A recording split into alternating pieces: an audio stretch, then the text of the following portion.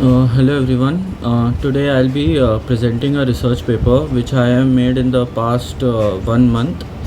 Um, it is it is published now, so I can present it on YouTube. It is about the role of artificial intelligence in surgery. It is written by me. First, I'll read the abstract. As we know, artificial intelligence is the future of surgery. Technological advancements are taking place at an incredible pace, largely due to AI or AI backed systems. AI has also significantly revolutionized the medical field. The concept of machine learning and deep learning, which are ML and DL in AI, is the crux of its success. In surgical practice, AI has numerous applications in the diagnosis of disease, pre-operative planning, intraoperative assistance, surgical training and assessments, and robotics.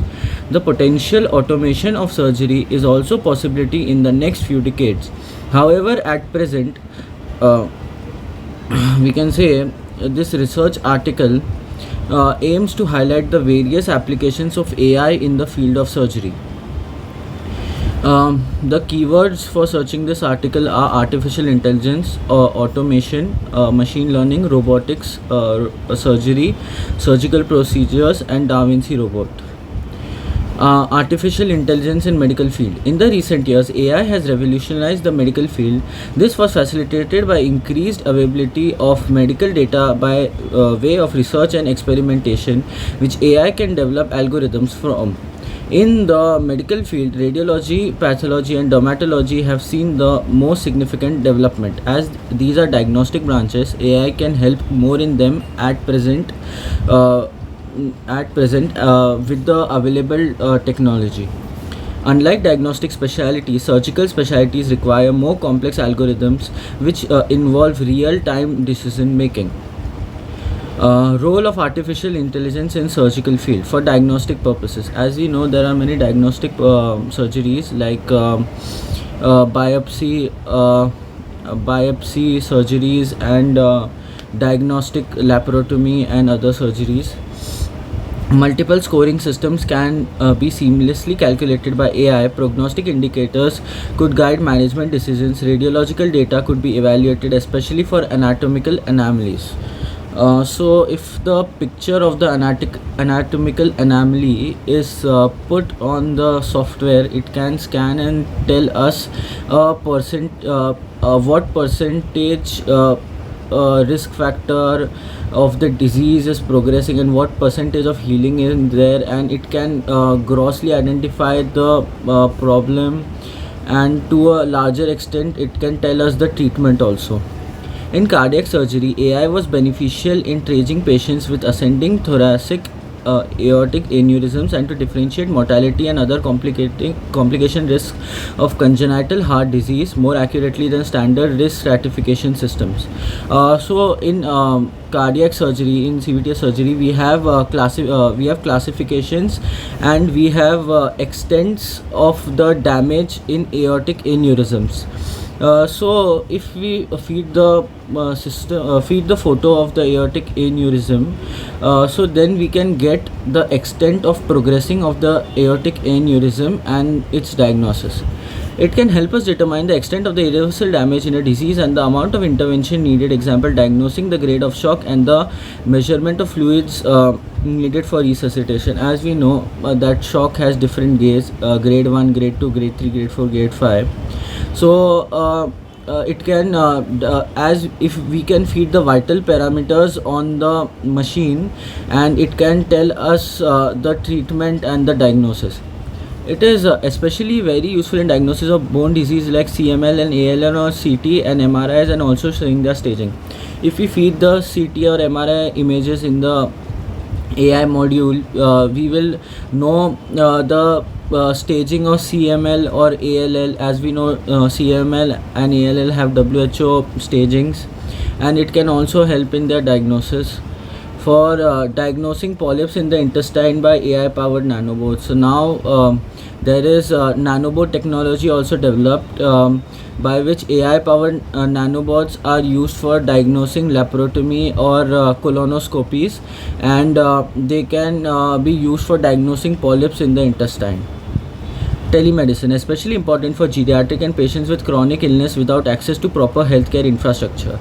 Like if there is some old patient or some bedridden patient who has been bedridden for a long time and cannot go to the hospital, instead of doctor coming here, you can feed the results in a computer which is AI powered, and you can get to know the diagnosis. During the pandemic, healthcare institutions got overburdened, thus resulting in interruption of the regular healthcare services such as immunization and follow-up care of patients with chronic diseases. This was the same thing I had told. Like we can do follow-up of the post-operatively also. In these situations, AI-backed tools and applications can help by providing streamlined information or providing access to healthcare by diagnosing and suggesting initial treatment.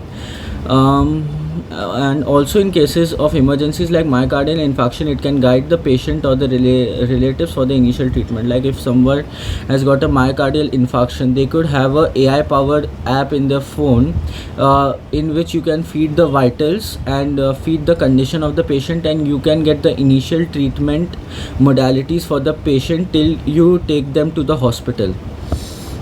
Use of AI in surgeries. AI can provide interoperative support for surgeons in the form such as augmenting the information available to the surgeon or recommending the next step in a difficult situation.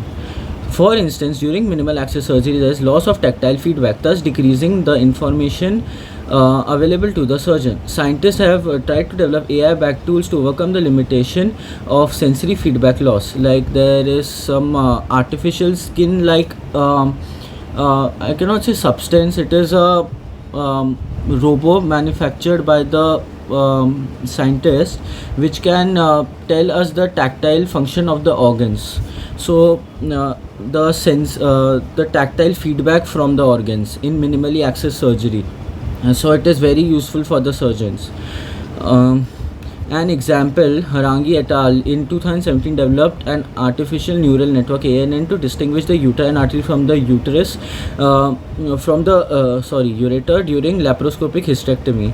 I have mentioned the research paper also. If you want, you can go through it. Intraoperative warnings or recommendations can be given on real-time surgical videos by automatic case retrieval-based AI with reference to knowledge of experts all around the world. Like if a surgeon is stuck in some surgery and he wants a second opinion, he can contact someone, or he can contact an AI powered tool which has knowledge from surgeons all over the world, which is put by surgeons all over the world, and get to know the next step and get to know how he could treat the patient better.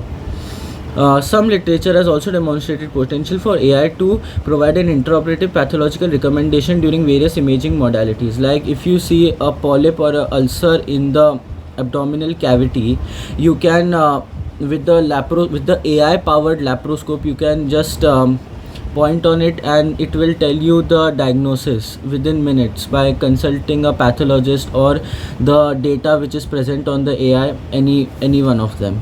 Then surgical training, and there is one more, I'll tell it later. Surgical training. Tracking devices can be attached to the surgical instruments and the movements of the surgeon can be traced, and with AI it can be used assessing the degree of skills of the surgeon. Example, AI used in integration with Da Vinci robotic surgical system. There is an interesting fact. It is known as Da Vinci robotic surgical system, as Da Vinci was the first person who drew the diagram of a robot, so it is named as Da Vinci robotic surgical system. AI also has huge implications in training. Augmented reality and virtual reality aid in creation of accurate simulations for surgical trainees without risk for compromising patient care and replacing the conventional practice on surgery for dummies. We can do a VR laparoscopic appendicectomy and VR surgeries to practice instead of compromising patient care and practicing it on the patients, at least for beginner surgeons. And it replaces the conventional practice of surgery on dummies, which is not that accurate. The surgical training and assessment modalities in a relatively low risk area for introduction of AI and can form the base for incorporation of AI in the field of surgery. Of course, we cannot put AI directly into autonomous surgical robots. We have to this is a relative low risk modality. So first we can do surgical training, then after many years when the AI get advanced, or all the doctors are used to AI, then we can introduce autonomous surgical robots. Robotic surgery is now a well established field. Current robots are based on the master and slave concept, and as we know that robot comes from the Slavic word meaning slave. So all the robots, Da Vinci robot or the cyber knife robot, are based on the master and slave concept. Like the master and the whole autonomy lies in the hands of the surgeon, and the robot is just acting as a slave doing the actual surgery. However, with advancement of AI in the future, autonomous surgical robots are a huge possibility. Initial attempts for surgical automation have focused on deconstruction and autonomous performance of simple tasks such as suturing before proceeding with autonomous surgical robots.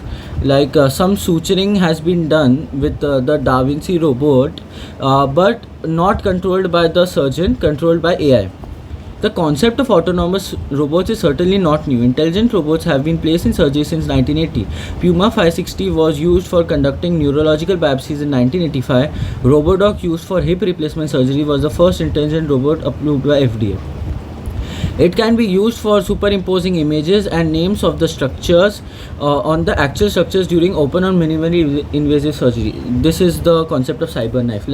If the surgeon is opening the abdomen by laparotomy, or he is doing minimally invasive surgery and views the picture of the abdomen, the AI powered tool can superimpose the images and the names of the structures and the procedure to be done on top of the organs, so the surgeon has ease in doing the surgery, and there is improvement in the efficiency of the surgeon. He doesn't have to find an artery or a vein for 10 minutes. He can just find out it immediately with the help of AI. Cyber knife is such a tool. It is mainly used for liver surgeries, but other modifications have been started using for other surgeries also. As you can see, this is a Da Vinci robot. This is the surgeon operating on the Da Vinci robot, and these are the robotic arms of the Da Vinci robot which are operating on the patient. AI powered apps can be used in post surgical monitoring and access the vitals and healing and guide the doctors on taking the necessary steps. AI controls stapling post operative, instead of the surgeon going on rounds every day. It can be fed on an AI powered app, and the necessary things can be contacted to the surgeon wirelessly. AI contact is stapling device which maintain equal length between staples and equal thickness of staples, and AI sensor based motion laparoscope. Okay, so these are two important inventions now which are being currently used in some countries. So if a wound is to be stapled, then then it can be marked, and an AI control staple device can be started, so it will staple the whole wound with equal length and equal thickness of the staples. An AI sensor based motion laparoscope is like the laparoscope, or the in the vernacular language we say camera, which we put inside the abdomen in the minimally invasive surgery. It can be AI powered. Wherever the surgeon's instrument is going, the laparoscopic instrument is going, it can turn towards that side. So it will have a sensor based motion system. Wherever the motion of the instruments is there, it will turn towards that side. And it can also tell the pathology of the ulcer, or the disease which has happened to the surgeon. Limitations. These are some limitations or pitfalls in the concept of using AI in surgery. The power of intuition and experience matters. Robots are still not capable of fully independent thinking. What it does is a simple mimicry of what humans can do, making it faster and more logic based. Like, it gathers data from the whole net or from many authors, and hence we can say it is much more logic based than us humans. Surgeons often work by intuition, and that human touch cannot be replaced by AI fully. This is very true. Another major limiting factor for the use of AI in surgery is the financial burden of using such technology.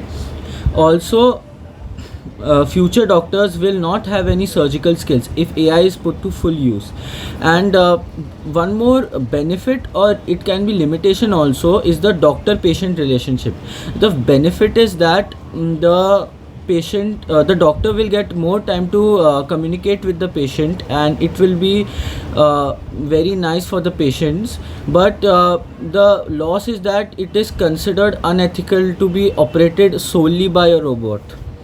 Hence, I think there should be an amalgamation of AI with surgeons is better than replacement of surgeons altogether. Like, you can apply some AI in surgery for helping the surgeons, but replacement of surgeons altogether is never an option.